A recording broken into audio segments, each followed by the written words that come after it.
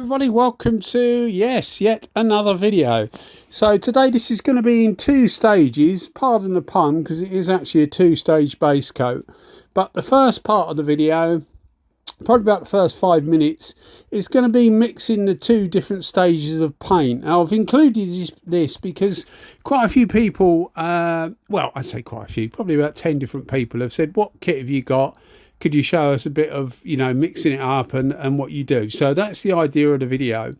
So the first part of the video will be just explaining what I do with the Kapci system, etc. Second part of the video is going to be using, for this channel, a new spray gun, which is an Avalon UMP.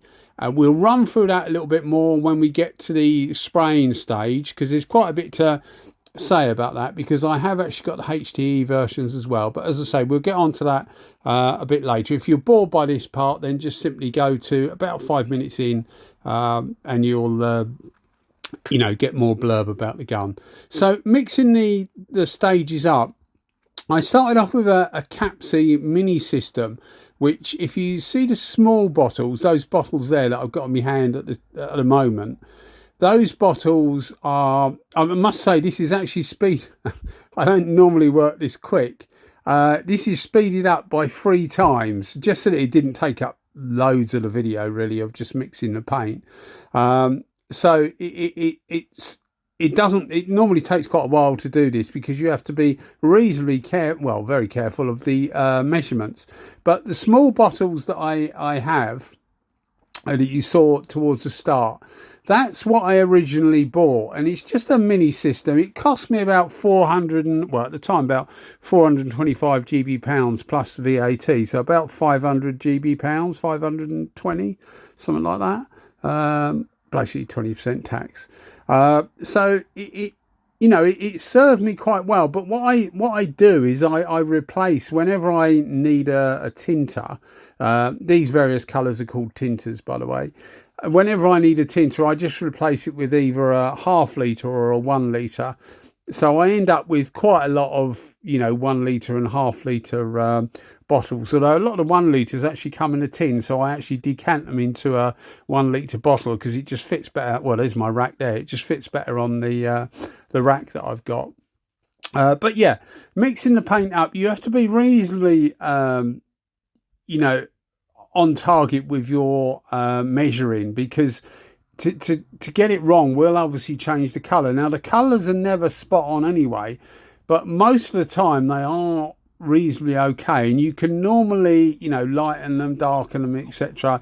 if you need to. But most of the time, because you're doing like a complete object, like in this case a complete tank, there's no fairing. The bike that this was going on has no fairing. It does have a front mudguard, which I will do at a separate time, but it's so far away from the tank that unless you get it really wrong, you don't notice that it's not exactly the same, although it should be near enough the same if I do it, obviously.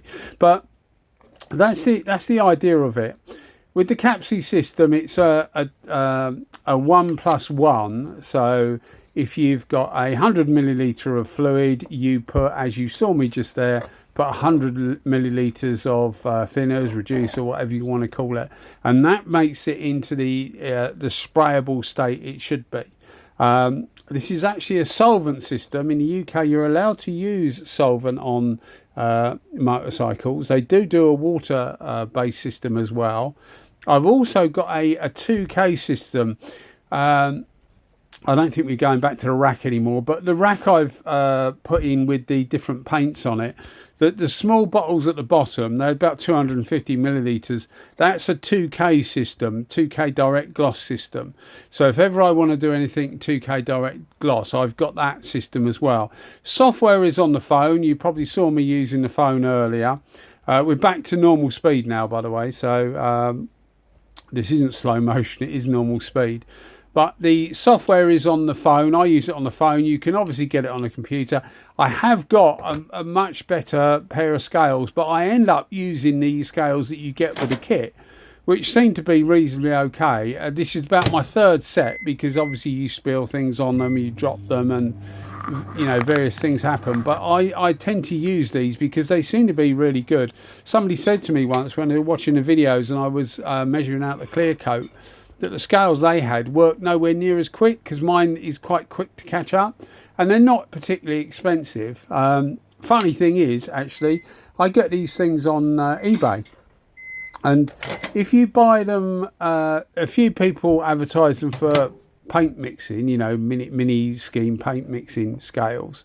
Or they did anyway. Last time I bought one was about a year ago, because I normally buy 3 at once, and you get less postage, and you know, they last you a while. But if you buy them for spray painting, people want about 18, 19 GB pounds for them, and if you just buy them, you know, for a kitchen or whatever you want to do with these things, they're about £5.99. So people tend to load it up just because it's got spray paint in it. They're exactly the same scales. Anyway, it amused me because presumably some people have paid a higher price for them. Anyway, so we're talking about the white base, which is what this needs to go over. To get the correct colour, it needs to go over a white base. So this has been primed in white. I did actually do this with a wider 4L with a 1.6 setup I got. I haven't uploaded the video to YouTube, but I was really impressed. I did video it, and I will get it up at some time. I've got a whole range of videos that need narrating and editing, etc. It's just a matter of getting around to doing it. I'm hopelessly behind my videos. I've probably got about 80 videos that need sorting out to get, you know, to the stage of actually putting them on YouTube so that you can watch them. So there's a load there. It's just a matter of getting around to doing them, really. But anyway, we're starting off with as I say, a white base. So this is a white 2K primer. I didn't need to sand it because it came out really well, and when you see the video of the wider 4L, it really surprised me. It's the first time I've used it for this is a high build primer, but it's just been thinned down slightly to make it more sprayable with a 1.6 tip, but it laid it on so nicely. Anyway, that's a different story, I guess, one which we will enter into when the video comes out. So the Avalon gun. So originally I bought the Avalon UMP. This is it's a really long story, so I won't bother you with it too much, but I originally wanted the HTE, and I ended up getting the UMP because effectively they sent me the wrong one. When I say they, I don't mean Avalon. I mean the supplier I bought the gun from, which is in China. Anyway, cut long story short, I ended up with the HTE and the UMP, which I obviously had to buy them both, but I thought, well, I might as well have the pair of them. I've since got the 6-hole capped HTE, which I've just started experimenting with, because the normal HTE has 2 holes in each air horn. This one, the UMP, also has 2 holes in each air horn. I don't know whether they're planning on a 6-hole cap for the UMP that we've got here. But one of the things I've really noticed about the UMP is that it uses much less air, well, quite a bit air, about 25% less air than the HTE. So it's actually a very, if you want a good quality gun that's really well made, performs really well, and doesn't use loads of air, it's ticking all those boxes. In this particular video, we're only going to be using it for base coat. As I say, it's a 2-stage base coat, so there's quite a lot of base coat spraying. And I didn't clear this. I've put a video at the end of this of it cleared, but I didn't actually clear it with the UMP. In fact, I can't remember what I did clear it with. I did video it, but I can't remember. I haven't got my all my notes. I've just got the note that refers to this actual video. I make notes at the time so that when I talk to you guys, it lets me know the settings I used on the gun, the temperatures, etc. So I'll mention temperatures. So let's see what temperature we did have. We had 12 degrees. It was 12 degrees Celsius. It wasn't that long ago actually I did this. It was probably about a month ago that I actually shot the video. One of the things I think I mentioned at the I would have mentioned it the unboxing video I did of this, and I'll try and put a link in the description, was how well these things are made. At the time, a couple of people picked up on it, and they said if you're comparing the build quality to Midi, you must be quite impressed. And I am quite impressed with the build quality of them. They're very well put together. I don't know about longevity. I just haven't had them long enough to tell that. It's a bit like the Poorfish guns. They're well made, and I was on the fence about reliability because I just didn't know. You know, I couldn't say to you, yeah, they're going to be really reliable, because I don't know. But I suspect these are going to be very reliable. The build looks like they're going to be really, really good and really reliable, but you know, only time will tell.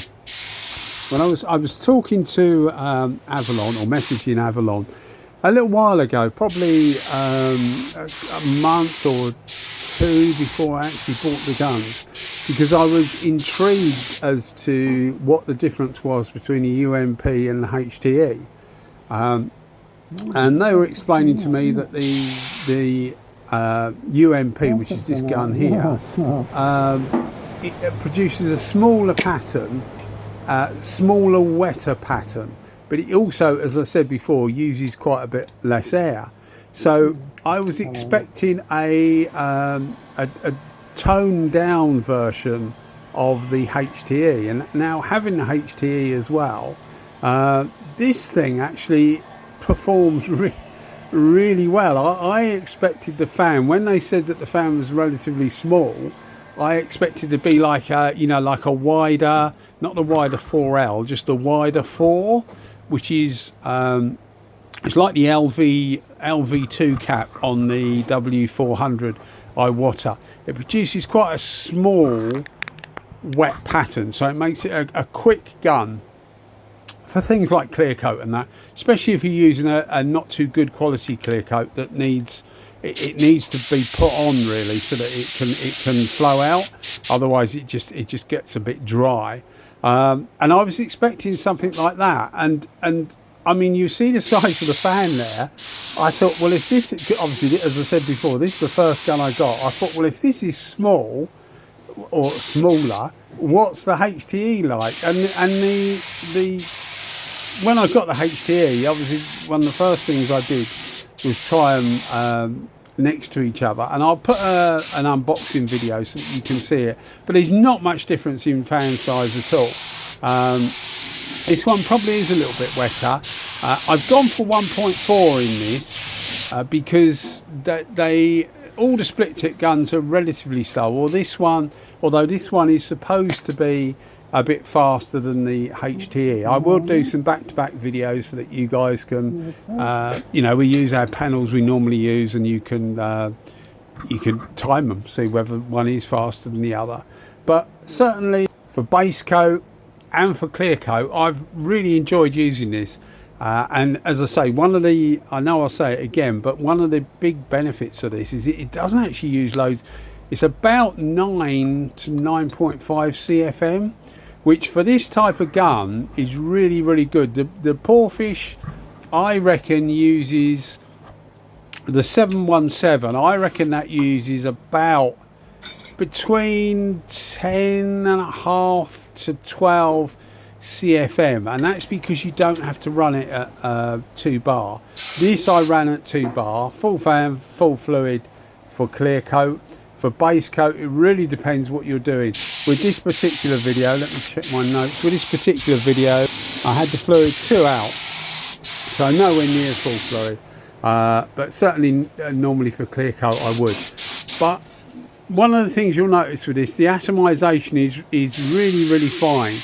I would have thought this was probably more of a clear coat gun than a base coat gun, but it coats with, I've only used it a few times for different base coats, this being one of the times, but it coats really, really well. It atomizes fine, the pattern's nice and smooth and even, which is just what you want for base coats, particularly two-stage base coats, because if you get too much of either the colour or the top, which is more of a pearl coat, if you get too much of one or the other, it does notice in different lights, it does notice where you've gone too heavy with one or the other. I think I said at the end of the video, you'll see it with some clear coat on it, but the whole thing is going to be sanded down anyway, because this has got to have decals on it, but the decals are going to be sprayed on. Again, I have done a video of the process of doing the spray on decals, because I did them in a metallic, like a darkish, well, it's actually a Honda metallic colour, but it came out really well over the orange base coat. Normally with this bike they're sort of like a grey colour, and we wanted something that was a little bit more lively than just a plain grey, and I thought, well, we'll try a metallic over it, and it came out really well. Anyway, you will eventually see it, but it'll be a few videos down the line, because there's plenty to put in these videos, so you can't really put it all in one video, because it just makes the videos too long, and then you end up leaving lots of things out, and then people ask to see the different things. So it's often just better to make some different videos, use some different guns, and you know, go from there. Another one of the things you'll notice from the unboxing video is that they do give you a PPS adapter with these. They also give you a good quality gauge, a good quality air gauge. It's not a diaphragm regulator, and I would always urge someone to use a diaphragm regulator, but as far as regulators go, it's good quality. I would say it's the same as the NSI water. In fact, I would think maybe they make them for NSI water, I don't know, but they look more or less the same apart from the name on there. And I know that quite a lot of iWater stuff is made in Taiwan. Things like some of the cups and that are made in Taiwan. So that's obviously where these guns are. They're not Chinese, they're Taiwanese. So you do get a PPS adapter. But if you're after knowing what the thread is, it's actually an M16 by 1.5, which is the same thread as the Porefish guns and a few other Chinese guns have. So it's quite easy to get an adapter, but as I say, they do actually put one with it, and the one they put with it has a small recess in the top, which allows you to fit the SATA system cups, should you use those. Another thing you'll notice in this video, which we've gone past now I think, but I do actually heat the base coat up, and I heat the base coat, I heat primer up, I heat clear coat up. I've heated clear coat up for years, but I just find it's better. The advantage with the base coat is the fact that it dries quicker. You know, it's enough to keep it wet going on, but when you're working in temperature of 12 degrees Celsius, which is, what is that, 1.8 times 12 plus 32, about 43 degrees Fahrenheit.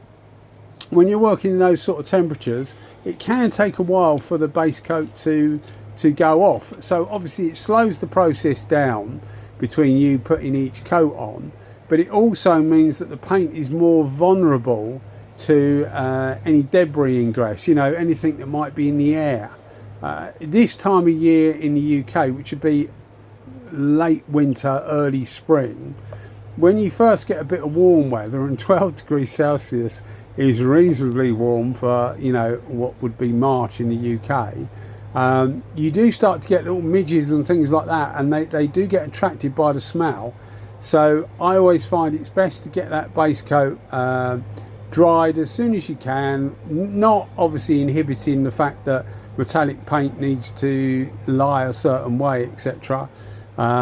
So you're not impeding that, but you are speeding the process up, and it just means that you get less debris in the paint. Is it debris or debris in the paintwork, which is obviously always handy, rather than trying to remove it later. Now, I know one of the questions I'm going to get asked by people is this better than the Porefish guns? And the answer is it's quite different to the Porefish guns. We start with the build quality. Build quality wise, these are, it's difficult to explain, so I'm going to try and explain it as best I can, and hopefully it will make some sense. And I've said this before about other guns. With something like the Porefish guns, or Porefish guns, I rate those high on build quality. And what I mean by that is they are built in a similar way to the top end Segolas. and they're built in a similar way to the top end starters, in that they are more of a, agricultural is the wrong word, but they are more of a yeah, I mean, I'm not sure the word I'm looking for.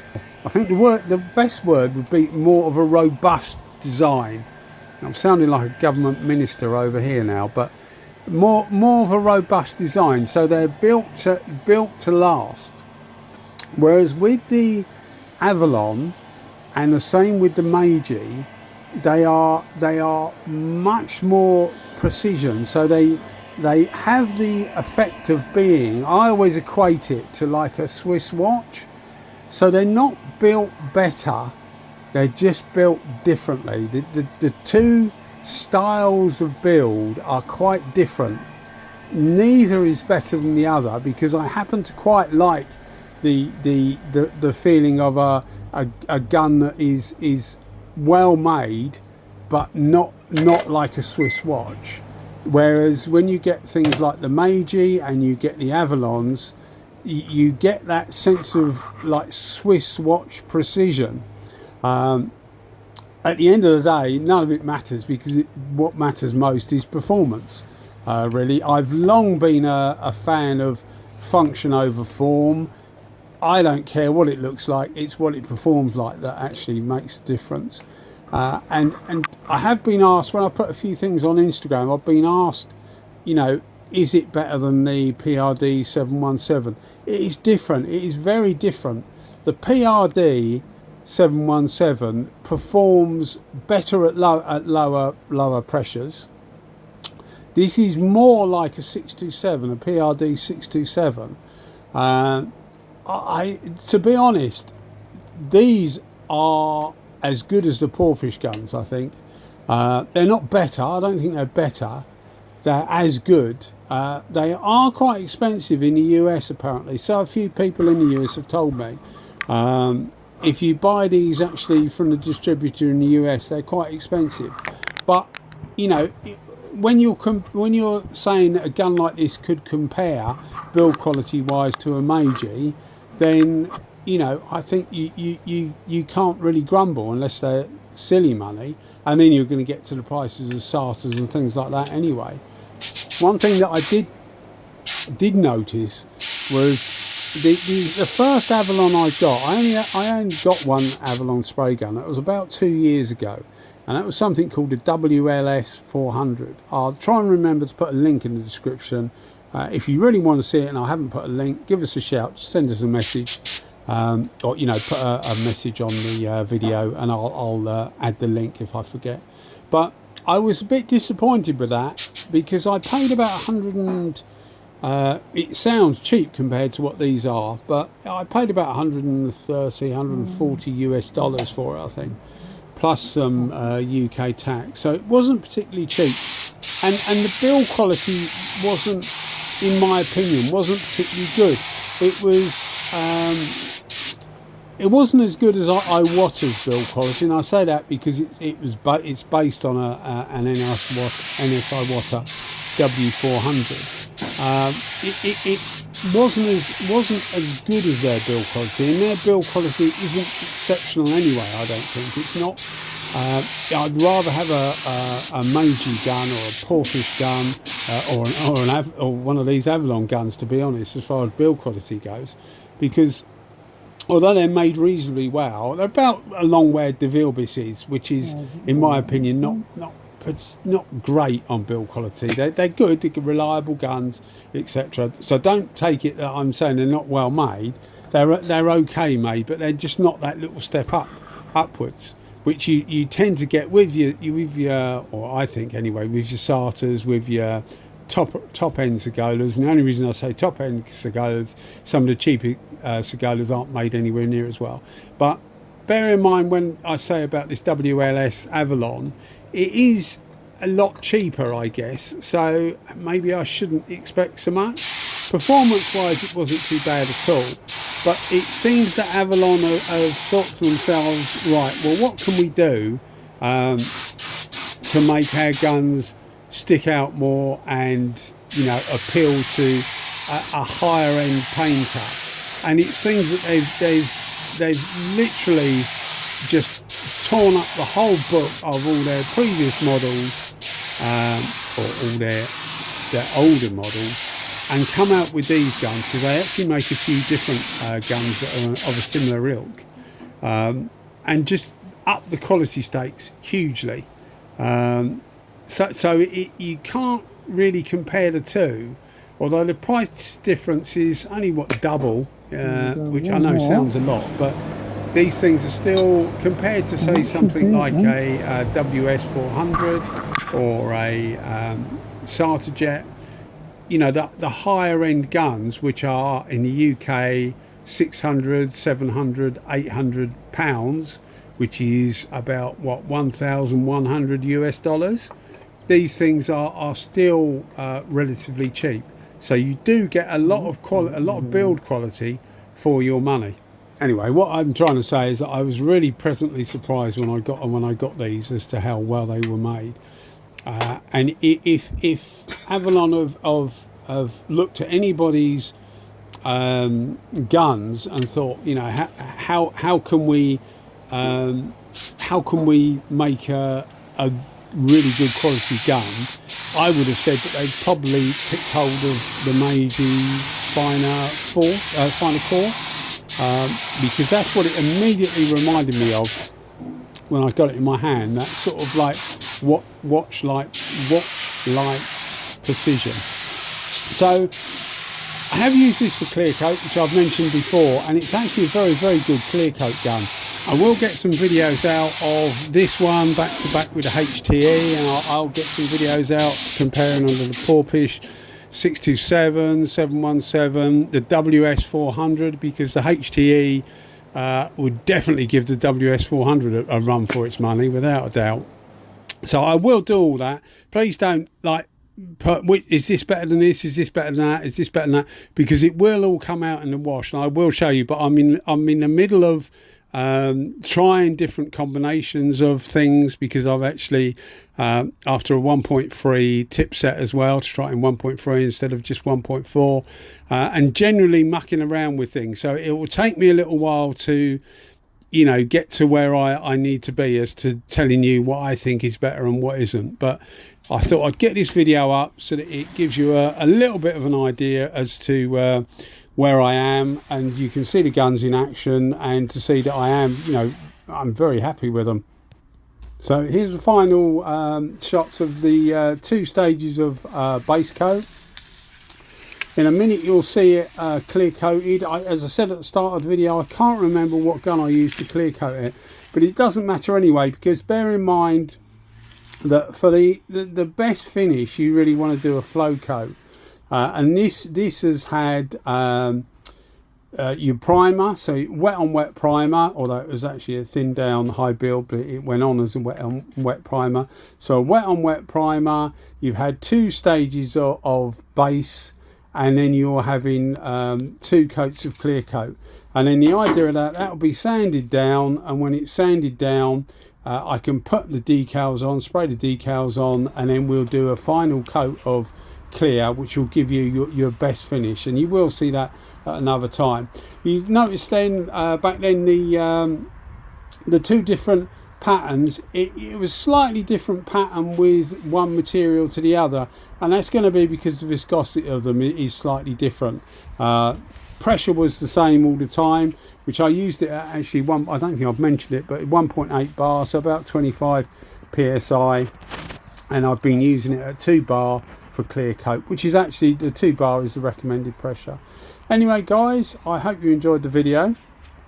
It's been a bit longer, as I said, but I wanted to include the paint mixing part of it, and I also wanted to get something up about the Avalon, because I've been getting a lot of messages, particularly on Instagram, from people, and you know, there's only a certain amount of time that you can keep replying to all the various messages, especially when a lot of them ask exactly the same thing. So I thought, well, I'll get this video up and I can just point people to this video so that they know where I am with these guns and how far we are going along with them, and that I am actually quite happy with them.